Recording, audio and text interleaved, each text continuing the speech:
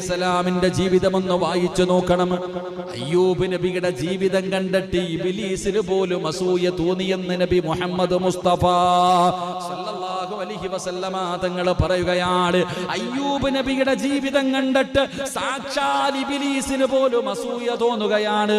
അല്ലാഹുവേ, അയ്യൂബ് നബിയെ കുറിച്ച് പടച്ച റബ്ബിന്റെ മുന്നിൽ പോയി ഇബ്ലീസ് പരാതി പറയുകയാ. എന്താണ് പറഞ്ഞതെന്നറിയുവോ? അല്ലാഹുവേ,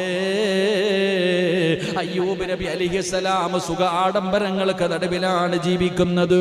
അല്ലാഹുവേ, ഒരുപാട് സമ്പത്തുണ്ട്, ഒരുപാട് ഭാര്യമക്കൾ, വല്ലാത്ത കൊട്ടാരങ്ങൾ. അയ്യൂബ് നബി വല്ലാത്ത സുഖങ്ങളുടെ നടുവിലാണ് കഴിയുന്നത്.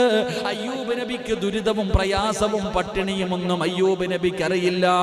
അങ്ങനെ അയ്യൂബ് നബി അലൈഹിസ്സലാം അല്ലാഹുവിനെ ഇബാദത്ത് ചെയ്തുകൊണ്ട് ജീവിക്കുകയാണ്.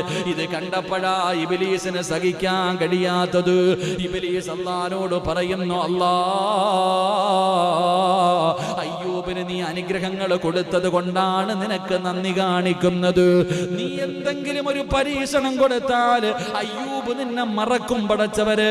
അയ്യൂബ് നിന്നോട് നന്ദി കേട് കാണിക്കും തമ്പുരാന്.